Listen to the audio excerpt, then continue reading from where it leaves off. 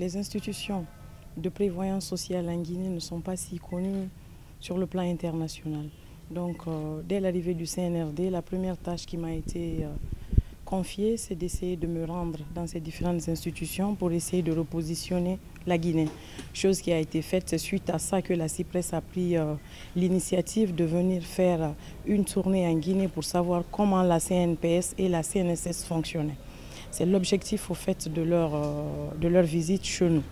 Donc on attend de cette CIPRES réellement qui nous aide à adhérer. Pour le moment, comme la CNPS ne remplit pas tous les critères d'adhésion au niveau de la CIPRES, on a essayé de les demander pour qu'on soit juste un pays observateur. Avant d'intégrer au fait la CIPRES, il faut d'abord être pays observateur. À la suite de cela, tu deviens un pays membre.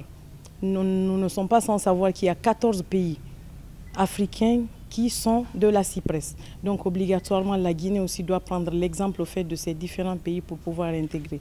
Vous savez que la prévoyance sociale en Afrique prend ses sources à partir de la Déclaration universelle des droits de l'homme. Donc c'est-à-dire, dans son article 22, la prévoyance sociale. Toute personne a droit à une sécurité sociale. Donc ce qui est sûr, la Guinée aussi, tous les Guinéens doivent réellement être couverts de ce régime qui est la sécurité sociale. Aujourd'hui, ce régime, la Caisse nationale de prévoyance sociale, est là pour tous les fonctionnaires de l'État. Pour être membre de la CIPRES, il faut obligatoirement que la Guinée soit dans un régime contributif.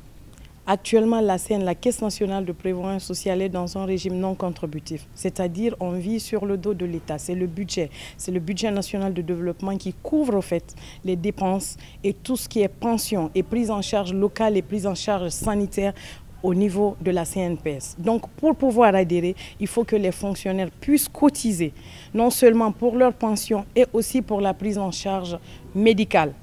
Donc c'est cette raison, si on arrive à remplir cette condition, la Guinée peut adhérer à la CIPRES, à l'image des autres pays de la sous-région. On essaye de faire quand même des campagnes de sensibilisation, d'information pour que les fonctionnaires puissent connaître l'utilité au fait de cette caisse qui est la Caisse nationale de prévoyance sociale pour pouvoir adhérer à eux-mêmes.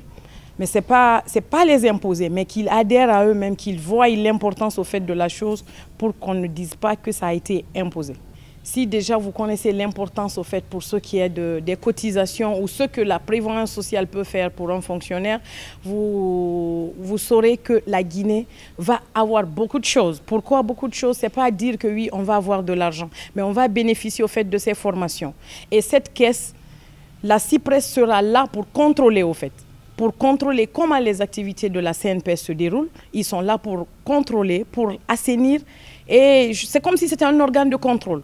Et cet organe de contrôle-là, parce qu'on ne peut pas dire aux fonctionnaires de cotiser sans qu'il y ait un contrôle au-delà. Ça ne peut pas être seulement notre pays, mais c'est au niveau régional et international, au fait. La CIPRES, elle est là. Il y a beaucoup de pays qui sont à l'intérieur. La majeure partie des pays de la sous-région adhèrent à la CIPRES. C'est cette CIPRES-là qui essaye de contrôler les activités des organismes de prévoyance sociale dans les différents pays.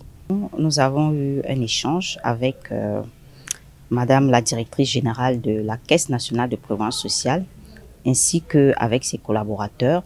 Nous avons fait un point sur l'évolution de cette caisse depuis ces dernières années. Nous nous sommes rendus compte de tout le parcours qui a été fait. Beaucoup de choses ont été faites, beaucoup de choses sont en perspective et nous nous en réjouissons davantage.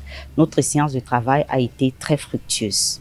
Nous sommes en visite d'exploration en vue de l'intégration de la Caisse nationale de prévoyance sociale dans le portefeuille de nos organismes de prévoyance sociale, outre l'État déjà. Et il faut dire que nous avons plusieurs objectifs, notamment le contrôle des organismes de prévoyance sociale, de même que l'appui, conseil et assistance. Donc nos objectifs, les objectifs que nous poursuivons, c'est de fixer des règles communes de gestion, d'instituer un contrôle des organismes de prévoyance sociale en vue de rationaliser leur fonctionnement pour mieux garantir les intérêts des assurés sociaux. Nos objectifs, c'est de former les cadres et les techniciens des organismes de prévoyance sociale, de même que d'harmoniser nos législations, de promouvoir la sécurité sociale et d'encourager toutes les actions qui visent son extension et enfin d'apporter l'appui, le conseil et l'assistance aux organismes de prévoyance sociale. En somme, nous avons beaucoup de choses en perspective déjà avec la Caisse nationale de prévoyance sociale, notamment la formation des cadres sur laquelle nous avons également échangé. Les défis sont nombreux, il faut le dire. Un système de sécurité sociale est en perpétuelle réforme.